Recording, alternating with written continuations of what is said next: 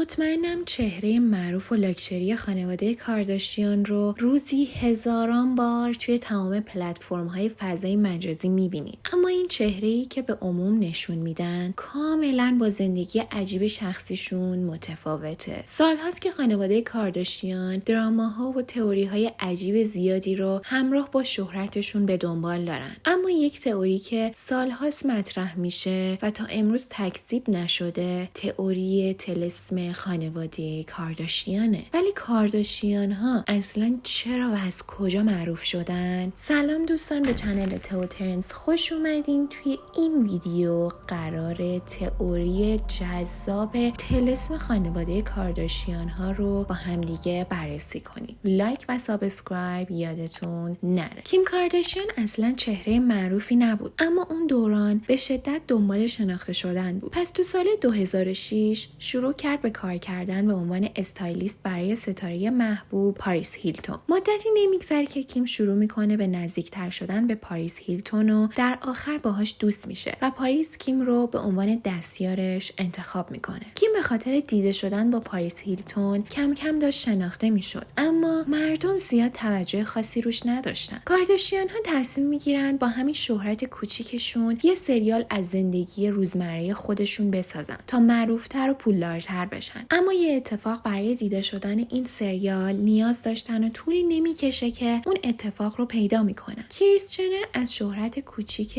دخترش سوء استفاده میکنه و نوار رابطه جنسی دخترش رو با مشورت خودش پخش میکنه، اما طوری این موضوع رو جلوه میده که انگار کاملا تصادفی بوده. همین بی‌آبرویی کیم کارداشیان باعث میشه خانواده کارداشیان معروف بشن و سریالشون هم شروع میکنه به دیده شدن. کیم کارداشیان توی همون سال به شهرت جهانی میرسه و خیلی پولدار و معروف میشه و خانواده‌اش رو هم همراه خودش بالا میکشه. شهرت این خانواده باعث میشه مردم بعد از گذشت چندین سال به این موضوع شک کنن که آیا خانواده کارداشیان طلسم شده هستن؟ اما چرا؟ کارداشیان ها از سال 2006 تا امروز شهرت خودشون رو بیشتر و بیشتر کردن، اما شهرت اونها از نظر خیلی ها بی‌دلیله. همچنین از شروع شهرت کارداشیان ها تا همین امروز گفته میشه که هر فردی که وارد زندگی کارداشیان ها میشه به یک نحوی دچار عذاب و بدبختی توی زندگیش میشه و هر چقدر بیشتر توی این خانواده بمونه اتفاقهای بدتری براش میفته.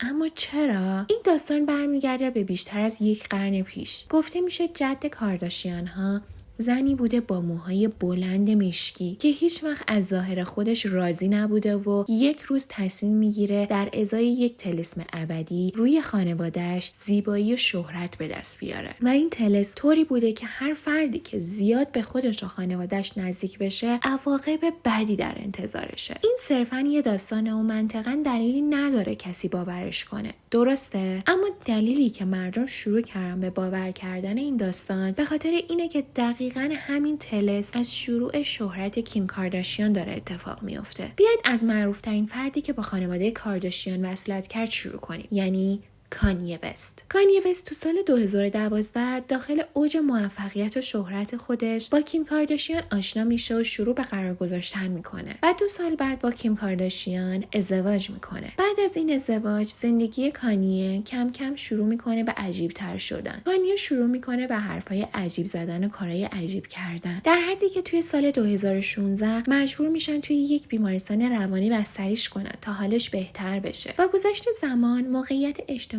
شهرت کانیه به خاطر حرفای عجیبش و کارهای عجیبش از سمت مردم زیر سوال میره و همین باعث میشه وضعیت کانیه بدتر بشه و موقعیت‌های شغلی زیادی را از دست بده. سال 2021 کیم و کانیه از هم جدا میشن و وضعیت روانی کانیه از همیشه عجیبتر و بدتر بوده، در حدی که همه مردم فکر میکردن کانیه عقلش را از دست داده. اسکات دیسیک، همسر سابق کورتنی کارداشیان و پایه ثابت سریال سریال کارداشیان ها وقتی شروع میکنه به حضور پیدا کردن توی سریال و با کورتنی ازدواج میکنه، چند سال بعد هم پدر و هم مادرش رو با فاصله کوتاهی از دست میده و همین موضوع باعث میشه اسکات شروع کنه به مصرف شدید مواد مخدر و البته الکل. همچنین اسکات برای حل کردن مشکلاتش پیش یک پیشگو میره و پیشگو بهش میگه یک انرژی منفی همه جا دنبالت میکنه. هر کاری که سعی کنی انجام بدی موانع زیادی دنبال خودت داری و به احتمال زیاد یه طلسم رو همراه خودت میکشی. کیتلین جنر یا همون ویلیام جنر، همسر سابق کریس جنر و پدر کندال کایلی، بعد از 22 سال ازدواج تصمیم میگیره از کریس جدا بشه و تغییر جنسیت بده. کیتلین گفته تمام این سالهایی که با کریس ازدواج کرده بود احساس گناه میکرده و هیچ وقت حس نمیکرد که خود واقعیش باشه. پس تصمیم میگیره بعد از تحمل کردن 22 سال زندگی به خاطر بچه‌هاش بالاخره از این خانواده بیاد بیرون و خود واقعیش باشه. همچنین گفته میشه ازدواج با کریس جنر مانع پیشرفت کیتلین توی حرفه ورزشی شده و برای همینم هست که کلاً ورزش رو گذاشته کنار. لمار اودوم، همسر سابق کلوی کارداشیان و بازیکن معروف بسکتبال، بعد از ازدواجش با کلوی توی سال 2009 شروع میکنه به مصرف شدید مواد مخدر. همین موضوع باعث میشه دیگه نتونه به صورت حرفه‌ای کارش رو ادامه بده. بعد از گذشت مدتی لمار بر اثر مصرف بیش از حد مواد اووردوز میکنه و بیهوش پیدا میشه و به کما میره، اما خوشبختانه جون سالم به در میبره. ولی مدتی نمیگذره که لمار و کلویی بعد از این اتفاق از هم طلاق میگیرن. 1 سال بعد از این ماجرا کلویی با یک بازیکن بسکتبال دیگه آشنا میشه به اسم تریستین تامسون و مدتی نمیگذره که باهاش وارد یک رابطه طولانی میشه. اما به محض ورود به رابطه تریستین شروع میکنه به باختن بازی‌های مهمش پشت سر هم. همچنین تریستین با هزاران نفر به کلویی خیانت میکنه، از جمله دوست صمیمی کایلی جنر. به خاطر دید بد جامعه نسبت بهش، تریستین تمام موقعیت‌های شغلیش رو از دست میده و باعث افسردگی و افت توی شغلش میشه. اما عجیب ترین چیز اینه که خود تریستین به این طلسم اشاره کرده و تایید کرده که این طلسم واقعیه.